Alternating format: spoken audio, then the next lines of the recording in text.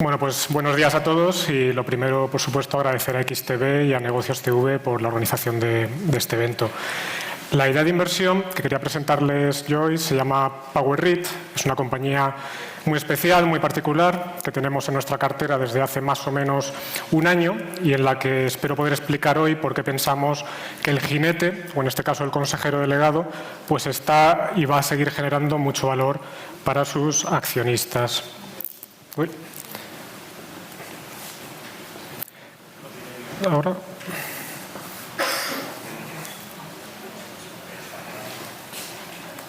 Vale. No sé si va con retraso el puntero, ¿es este o...? ¿Dónde apunta? ¿Aquí?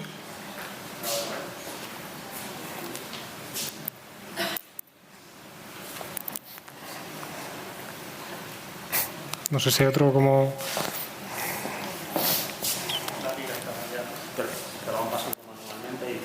Vale, pues si podemos, por favor, volver al anterior. Vale.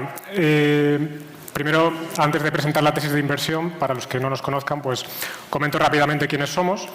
Oros es una gestora que nace pues, hace un poco más de 3 años y medio y en la que tenemos de activos bajo gestión pues, ya cerca de 70 millones de euros repartidos en 2 estrategias. Por un lado, una estrategia ibérica a través de nuestro fondo Oros Value Iberia y luego también una estrategia internacional con nuestro fondo Oros Value Internacional y un plan de pensiones que replicaría la cartera de este fondo de inversión. La filosofía que seguimos de inversión, al igual que la mayoría de ponentes de hoy, a los que además admiramos y respetamos mucho, pues sería el value investing. Y con esta filosofía de inversión hemos conseguido desde mediados de 2012 pues una rentabilidad anualizada superior al 12% y cumpliendo pues con creces los objetivos que siempre nos hemos marcado internamente. Me gustaría recalcar también que los 3 gestores, Alejandro, Miguel y yo, tenemos la práctica totalidad de nuestro patrimonio financiero y no financiero invertido en los fondos que gestionamos, con lo cual somos los primeros interesados en hacer las cosas siempre con cabeza, con sentido común y con una visión de largo plazo, ¿no? Destacar también que los gestores somos copropietarios de la gestora, con lo cual pues, todas las decisiones que se toman a nivel de negocio se hacen siempre con ese objetivo, como digo, de conseguir rentabilidades satisfactorias y sobre todo sostenibles a lo largo del tiempo, ¿no? Y bueno, pues ya por último, muy agradecidos a los cerca de 2.500 inversores que tenemos, que han depositado su confianza y sus ahorros con nosotros. Sí. Vale. Entonces, una vez que ya he presentado quiénes somos, vamos a entrar de lleno en lo que es la tesis de inversión, ¿no? La tesis es muy sencilla, como vamos a ver, y se apoya en 3 pilares esenciales. El primero de ellos es que PowerREIT opera en un negocio en el que hoy existe una ventana de oportunidad, una ineficiencia de mercado muy importante que está sabiendo explotar para generar muchísima rentabilidad para el negocio y también, por supuesto, para sus accionistas, ¿no? El segundo pilar es que vamos de la mano de un consejero delegado que se llama David Lesser, que está haciendo una gestión del negocio y del capital de la compañía pues, encomiable, ¿no? Y por último, no menos importante, pensamos que a los precios actuales el margen de seguridad, la relación rentabilidad-riesgo de esta inversión pues todavía es suficientemente atractiva para invertir en ello, pese a que la compañía, como veremos también, pues ha multiplicado ya por varias veces desde hace 2 años en bolsa. Para entender en un vistazo rápido qué es PowerREIT y los 3 segmentos en los que opera, hacemos aquí un breve repaso a la historia de la compañía. PowerREIT nace en el año 1960 y 4 años después se produce el primer punto de inflexión importante para su negocio. En concreto, cuando alquila unos activos ferroviarios que tiene a la compañía ferroviaria Norfolk Southern por 99 años, consiguiendo así unos ingresos anuales recurrentes. Damos un salto en el tiempo y ya en el año 2009 se produce un segundo punto de inflexión muy relevante para el negocio. Básicamente es cuando David Lesser irrumpe en el accionariado y trata de cambiar las cosas. David Lesser proviene, con muchos años de experiencia, del negocio del real estate, de la gestión de los activos, y piensa que PowerREIT puede hacer las cosas mucho mejor. Entonces, hace una campaña activista, se hace con el control de la compañía a todos los niveles y empieza a diversificar el negocio.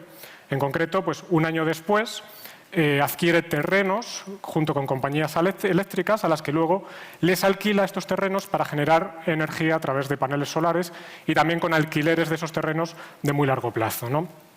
Por último, el tercer punto de inflexión mucho más importante todavía, se produce más recientemente, en el año 2018, 2019, y es cuando PowerRit se reorienta a los activos para el cultivo en entorno controlado. Luego veremos qué es exactamente esto. Además, este negocio se ha ido acelerando, ha ido ganando escala en los últimos meses gracias a una alianza estratégica muy relevante con una compañía que se llama Millennium. Una vez tenemos claro que la compañía opera en 3 segmentos diferentes, vamos a ver cuánto supone a nivel de ingresos cada una de estas divisiones, ¿no? Por un lado, como decía, tenemos los activos ferroviarios, cuyo alquiler vencerían pues, en el año 2063 y que aporta $915.000 anuales a PowerRit. Por otro lado, los activos solares alquilados a compañías eléctricas con un vencimiento promedio desde estos momentos de alrededor de 20 años, que generarían anualmente para PowerRit pues, ingresos algo superiores al $1.000.000. Y luego ya el tercer segmento, el más importante en todos los sentidos, que serían pues, los activos alquilados a agricultores para el cultivo en entorno controlado, también con vencimientos promedio de alrededor de 20 años y extensibles luego en periodos de 5 años generalmente, y que ya suponen, gracias al gran crecimiento que han tenido en los últimos 2 años, 13,5 millones aproximados de dólares anuales. Dada su importancia, pues vamos a centrar obviamente toda la tesis de inversión en este tercer segmento. ¿Qué es esto exactamente del cultivo en entorno controlado y por qué PowerRit lo ve tan atractivo, ¿no? Hablamos al final de levantar unas instalaciones a través de las cuales pues, podemos generar artificialmente unas condiciones óptimas para el cultivo, en comparación con cultivo en exteriores. ¿Por qué es ventajoso este tipo de cultivos? Pues bueno, porque al final incrementa la productividad de las cosechas, no tienes las inclemencias del clima, la estacionalidad, esto hace que sea también más eficiente en el uso de recursos, más predecible cuánto producto podemos obtener con la cosecha y al final también, fruto de todo esto, pues más atractivo para financiarlo que todos los cultivos tradicionales en exteriores. Por contra, obviamente el tener que prefabricar artificialmente estas condiciones óptimas pues requiere de un mayor gasto energético, de mayor mano de obra y por supuesto también de más capital, especialmente al principio para levantar esas instalaciones, ¿no? Este cultivo en entorno controlado se puede hacer generalmente de 2 maneras, bien a través de invernaderos, bien a través de lo que propiamente se llama cultivo en interiores, que pueden ser pues, locales, pequeños reconvertidos para este tipo de cultivos o almacenes, ¿no? Cosas de estas que podemos tener en nuestra cabeza. ¿Cuál es mejor? ¿Cuál es más atractivo? Pues los invernaderos parece que ganan claramente la partida. ¿Por qué? Primero porque suele costar menos dinero el levantar un invernadero que montar desde cero el otro tipo de instalaciones en interiores. Y luego, fundamentalmente, a nivel operativo, es mucho más intensivo en gasto eléctrico el cultivo en interiores, en locales y almacenes, porque no tienes tanta luz natural como puede tener un invernadero, no tienes tanta ventilación, mejor circunstancias de humedad, por ejemplo, pues el cultivo en interiores, vemos en la imagen, necesita más ventiladores funcionando todo el tiempo, en definitiva, costes operativos mucho más elevados frente a los invernaderos, ¿no? Y luego también, en emisiones de CO2, sostenibilidad, pues los invernaderos serían más atractivos. Por eso PowerRit se está centrando exclusivamente en los invernaderos.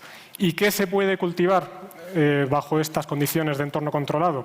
Pues tanto los productos agrícolas que podemos tener todos en nuestra cabeza, como el cannabis. Y es precisamente en este mercado, en el mercado del cannabis, donde PowerRit se está centrando en estos momentos. ¿Y por qué? Pues por 2 motivos fundamentales. Primero, porque en Estados Unidos, que es el mercado donde opera PowerRit, el crecimiento esperado del consumo legal de cannabis hasta 2025 se espera que crezca a tasas cercanas al 20%. Creo que es difícil encontrar sectores con crecimientos tan elevados, ¿no?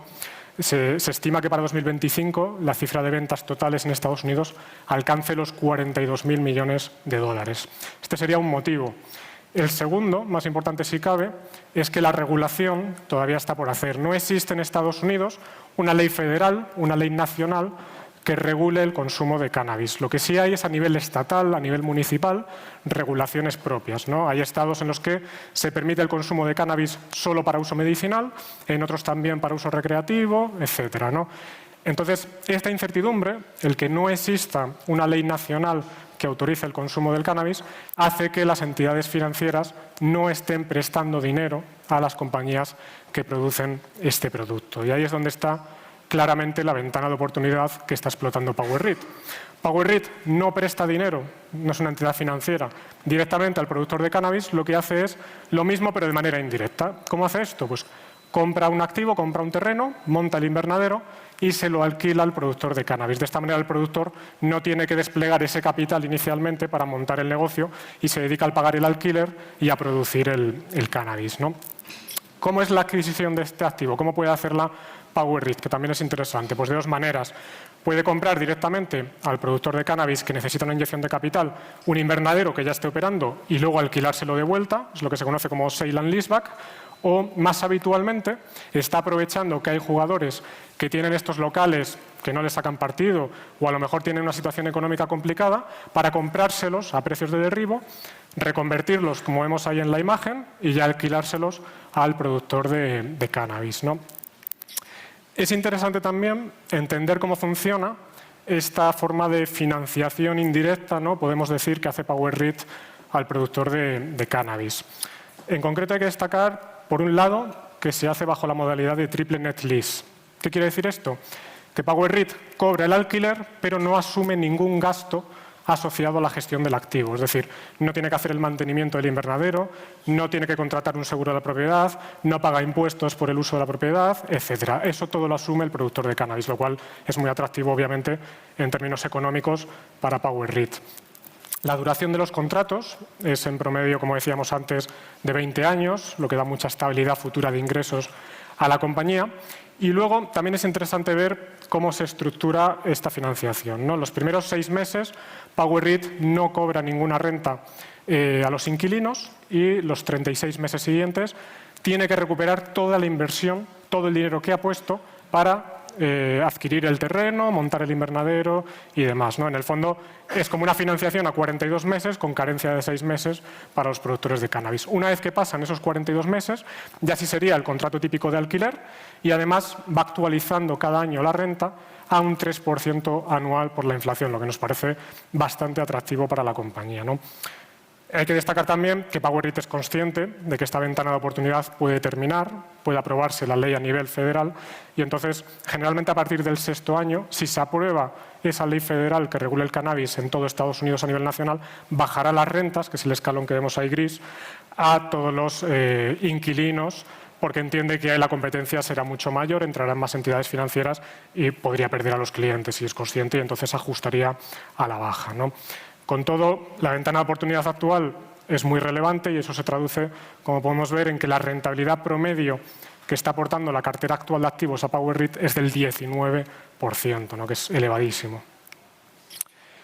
El primer pilar ya lo tenemos claro, dónde está la ventana de oportunidad y cómo la está explotando PowerRit.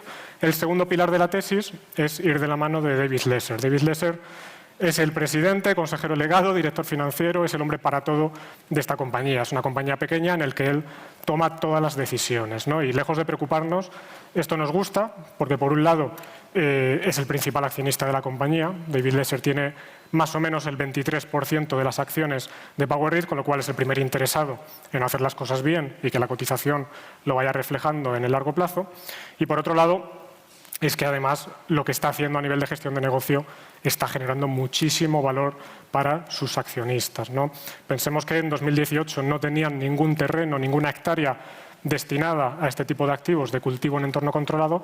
Solo 2 años y medio, 3 años después, ya suponen el 87% de las rentas y fruto de ese crecimiento, la generación de caja o fondos generados por las operaciones, que es lo que se suele utilizar para este tipo de compañías, aunque yo voy a decir generación de caja, pues ha pasado de 60 céntimos de dólar por acción en 2019 a cerca de $4 en la actualidad. Se ha multiplicado por más de 6 esta generación de caja de la compañía. Obviamente el mercado al final va a reflejar siempre esos crecimientos en la generación de caja y esto no es una excepción, ¿no? PowerRit cotizaba en verano de 2019 a $5,50 y hoy, a cierre de ayer, ya $63, no los 56 que les pongo ahí, ¿no? Con lo cual ha multiplicado la compañía por más de 10 veces desde verano de 2019, fruto de este cambio de estrategia tan acertado que está haciendo David Lesser, ¿no? Hablábamos antes de la importancia de un nuevo cliente que se llama Millennium para la compañía. ¿Por qué es tan relevante? Por un lado, porque es el único cliente cotizado que tiene PowerReit, y eso siempre en términos de transparencia, de conocer el cliente, de ver sus cuentas, pues te da más tranquilidad como accionista de PowerReit, ¿no?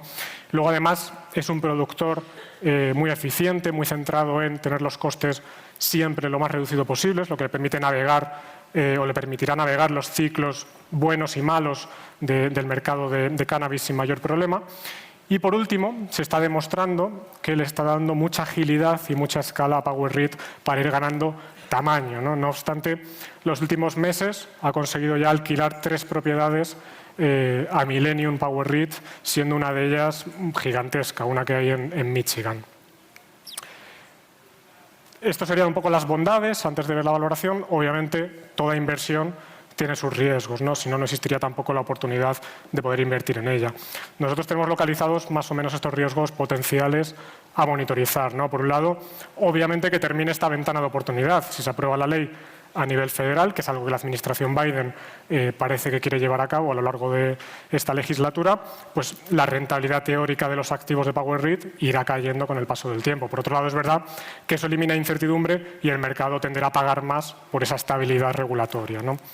Esta regulación que está por hacer también puede suceder lo contrario. Todo parece que va a ir a mejor, pero si fuera a peor podría también perjudicar a tu negocio, ¿no? A la demanda de consumo futuro de cannabis. Y por último, la concentración de clientes. Millennium es una alianza estratégica que se ve que está aportando mucho valor, pero a su vez la concentración en este cliente pues es muy alta. El 50% aproximado de las rentas que cobra PowerReit de sus inquilinos proviene de esta compañía, de Millennium, ¿no?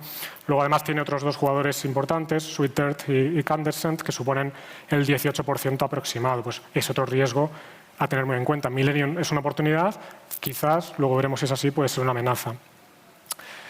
Y por último, el tercer pilar sería cómo atractiva está la compañía para invertir en estos momentos.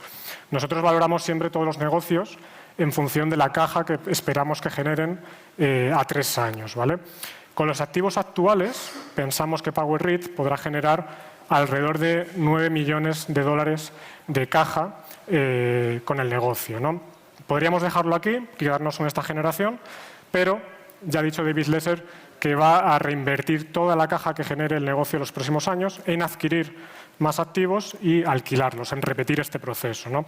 Estimamos que puede generar los próximos 3 años algo más de 50 millones de dólares de caja para comprar, como digo, activos y alquilarlos. Si asumimos que la rentabilidad que puede generar con estas reinversiones del 15%, por debajo del 19% que comentábamos que hoy está ganando con los activos actuales, para ser algo más conservadores, pues podría incrementar esta generación de caja en cerca de 8 millones de dólares anuales, con lo cual nos iríamos que dentro de 3 años PowerReit razonablemente podría generar cerca de 17 millones de dólares, ¿no? Pero es que además David Lesser ha dicho que quiere endeudar la compañía para incrementar todavía más este potencial y esta generación de caja, ¿no?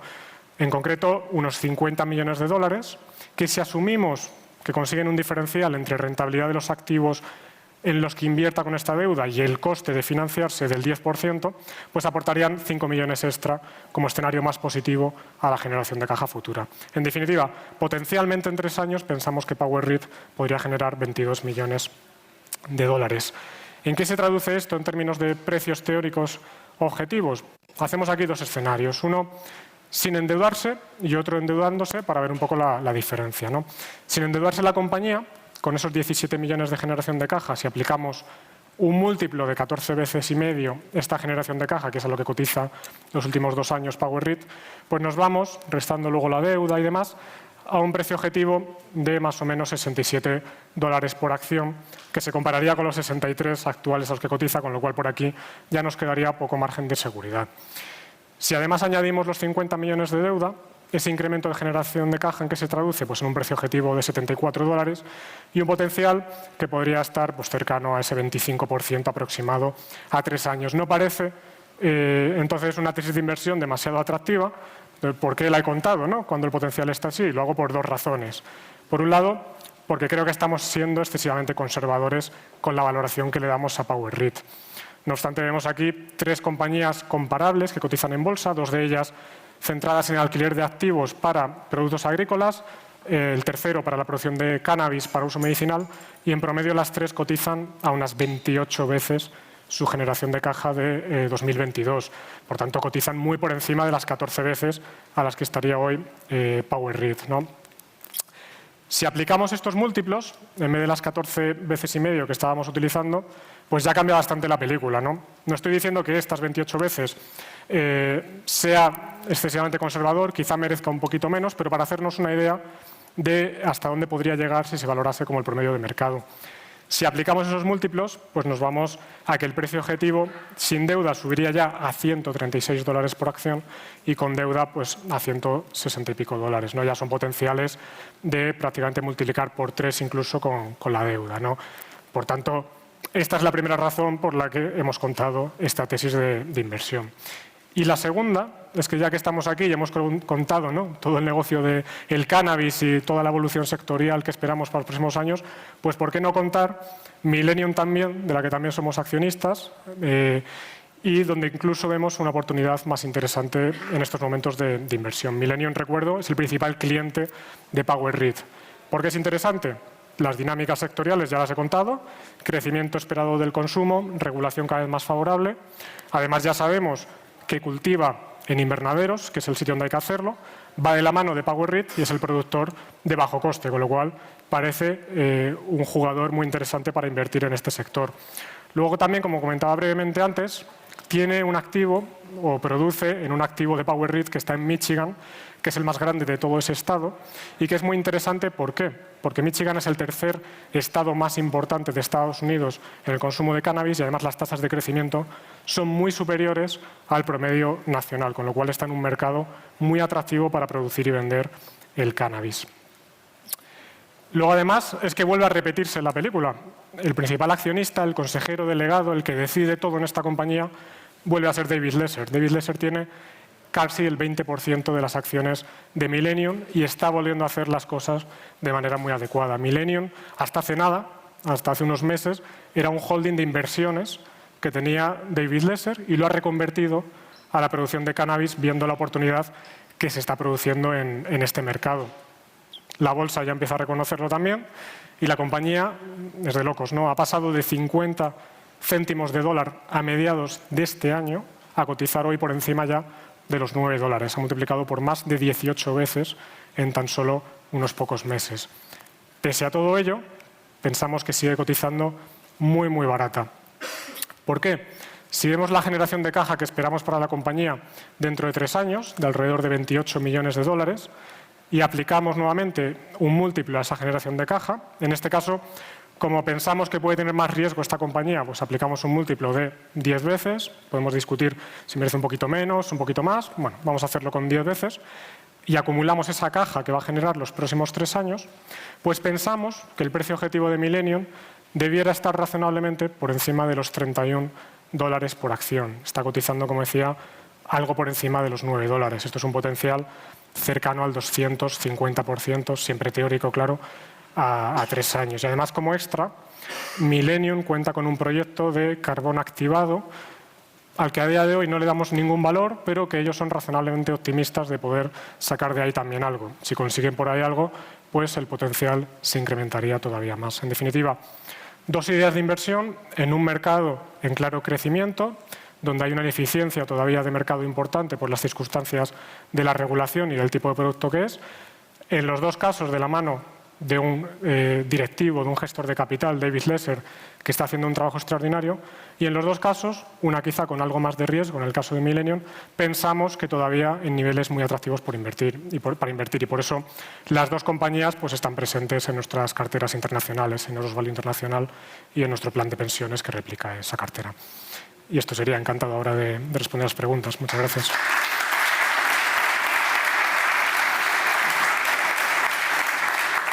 Bueno, Javier, pues muchísimas gracias. Enseguida vamos con las preguntas, pero antes os recuerdo, para todos los que estáis aquí, para los que nos estáis viendo desde casa, aunque sea sábado, con motivo excepcional, tenemos hoy, y debido al evento, a todo el equipo de gestores de XTB disponibles para poder atender cualquier petición, cualquier consulta, cualquier duda, tanto telefónico como online. Todo el día el equipo de gestores de XTB a vuestra disposición. Y ahora sí, pues vamos ya con las con las preguntas, Javier. Nos has hablado de una empresa que es muy de nicho y nos preguntan si estáis valorando compañías similares en otros países donde la regulación del cannabis vaya a suavizarse y si es replicable este éxito a otros países. No estamos mirando fuera de Estados Unidos, sí que estamos echando un vistazo a alguna cotizada, tampoco es que haya mucho mercado todavía cotizado en el mercado del cannabis, pero es que al final gran parte de la tesis de esta compañía, tanto de PowerRead como de Millennium, es ir de la mano de David Lesser, que es el que está haciendo pues, una excelente gestión de capital, el que está sabiendo explotar esta ineficiencia y el que se está jugando su dinero con nosotros, que es algo que al final pues, nos gusta ver en las compañías en las que invertimos. Entonces, sí, miramos alguna idea, no están tan baratas, algunas de las que cotizan como hemos visto, y nos perderíamos ese extra de ir de la mano, como digo, de David Lesser. Entonces, por ahora estamos cómodos con estas dos y no creo que vayamos a cambiar en ese sentido. Habéis comentado o has comentado como riesgo para esta empresa la concentración de clientes. ¿Cambiaría vuestra tesis el hecho de que Millennium rompiese con PowerRead? Me cuesta creer que suceda, pero un poco por lo que hemos contado. Al final, David Lesser es el accionista principal en las dos compañías, él es el que ha creado esta alianza estratégica, el que ha visto la oportunidad, las sinergias, ¿no?, de tener por un lado al productor de cannabis y por otro lado al que adquiere los activos para luego alquilárselos. Entonces, me costaría ver en ese sentido que se rompiera. Sí que la compañía ha dicho claramente que quiere, aunque lo ve con buenos ojos, el seguir de la mano de Millennium, obviamente, pues ir diversificando los clientes, ir metiendo otros también de mayor tamaño que vayan reduciendo esta dependencia de Millennium, y bueno, es algo que yo creo que irán haciendo con el paso del tiempo, pero no lo vemos hoy como un riesgo tan reseñable por ese alineamiento que hay a todos los niveles entre las dos compañías, ¿no? Viendo que es un sector, ¿no?, con este potencial de rentabilidad, ¿creéis que puede incrementarse y ampliarse la competencia? Sí, está pasando poco a poco, pero de nuevo, dependes un poco de tu capacidad de financiar a las compañías de cannabis, porque el sector financiero hoy no está haciéndolo, entonces a la vez ahí radica la oportunidad.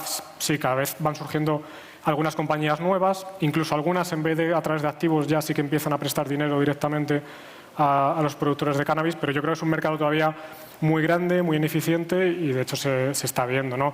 Recientemente PowerRead esta misma semana perdió un inquilino en uno de sus activos y el mismo día ya tenía otro produciendo, con lo cual yo creo que todavía hay muchísima oportunidad para no solo PowerRead, sino nuevos jugadores que vayan surgiendo, y creo que el riesgo más relevante a largo plazo para las rentabilidades va a ser más el tema regulatorio que el incremento alto de la competencia. Bueno, nos preguntan también, dicen, no he encontrado el fondo de oros en mi banco, ¿cómo puedo contratarlo? Bueno, al final se puede hacer de varias maneras. La más fácil sería directamente con nosotros. Pueden entrar en nuestra página web, la gestora se llama Oros Asset Management, pues la web sería orosam.com y ahí se detalla perfectamente el proceso a seguir. También encantados de que nos llamen y de explicar cómo podemos hacerlo. Y luego, bueno, estamos disponibles en las plataformas típicas también en las que se puede contratar los fondos de inversión, así que encantados de ayudar en lo que podamos. Nos preguntan también desde redes sociales, no por la compañía de la que nos has hablado hoy, sino por otra que habéis comprado recientemente. ¿Nos podríais hablar un poquito más, dicen, de los factores que os han parecido interesantes para comprar Dia? ¿Para comprar? Dia. Sí, Dia es una compañía que está en el Fondo Ibérico, en Oros Value Iberia, en la que hemos invertido efectivamente este último trimestre y en la que pues, ya hemos sido accionistas hace unos años, ¿no?, en nuestra anterior etapa profesional, y de la que salimos, entre otros motivos, porque la relación de negocio que tenían con los franquiciados pues, no nos parecía del todo sostenible, ¿no? Luego, Dia ha vivido como un vía crucis interminable, ¿no?, por temas de deuda, también las cuentas publicadas pues luego tuvieron que volver a ajustarse porque parecía que no eran del todo, o no reflejaban del todo la realidad de la compañía, han cambiado mucho de equipos directivos y luego sobre todo a nivel de accionistas pues entró el magnate ruso LetterOne, es el vehículo que entró en la compañía, se ha hecho con el control y está tratando de replicar lo que hace en Rusia con otra compañía que tiene un modelo de negocio similar al de Dia aquí en España, ¿no? Entonces, ha puesto mucho dinero encima de la mesa, le está costando quizá dar la vuelta al negocio, pero yo creo que están tomando un poco los pasos adecuados a nivel de relación con los franquiciados, a nivel de CAPEX, de volver a reformar las tiendas y están bien puestos también los incentivos a nivel de equipo directivo, que era algo que también echábamos en falta en la anterior etapa de la compañía. Entonces, bueno, tras la última ampliación de capital, pensamos que la ecuación rentabilidad-riesgo es suficientemente atractiva para invertir. Sabemos que hay ciertos riesgos, puede que no alcancen el plan de negocio que tienen, pero creemos que pese a ello los niveles actuales, pues puede tener un sentido estar invertidos, al menos en la cartera ibérica, en esta compañía. Bueno, pues tomamos nota sobre Día también. Desde redes sociales también nos preguntan por vuestra opinión del sector de la energía, ¿no? Teniendo en cuenta el momento que estamos viendo de precios al alza, ¿creéis que esa alza en los precios de las materias primas, de la energía, va a continuar? Es difícil saber cuánto va a durar, ¿no? Este entorno de cuellos de botella tan brutales que estamos viviendo, de inflación, cómo sostenible es, si es transitoria, como nos dicen, o si cada vez es menos transitoria, porque ya lo de transitorio empieza a durar demasiado, ¿no? Entonces, bueno, nosotros lo que hemos hecho los últimos años siempre hacemos lo mismo, es buscar o tratar de invertir donde vemos las oportunidades, nos da igual que sea un sector u otro, siempre que estemos cómodos y cumplan nuestros principios de inversión. Y los últimos 2-3 años pues, hemos ido incrementando mucho nuestra exposición al sector de las materias primas, porque pensábamos que había riesgos de cuello de botella importantes, porque la oferta estaba muy restringida por distintos motivos y entonces no iba a alcanzar a cubrir la demanda en muchos casos, ¿no? Han llegado estos cuellos de botella, no por lo que pensábamos en su día, porque al final la pandemia pues, ha impactado muy negativamente a la oferta de estos sectores y todos los estímulos monetarios y fiscales han incrementado muchísimo la demanda y entonces la oferta no llega generando este cuello de botella. ¿Es sostenible o no? Pues no sé cuánto va a durar, sí que sabemos, al menos en nuestro caso, que estamos protegidos con estas inversiones en materias primas o también en compañías de real estate, un poco lo que hemos contado también de PowerREIT, que pueden o tienen capacidad para ir subiendo esos alquileres y protegerse en estos entornos, ¿no?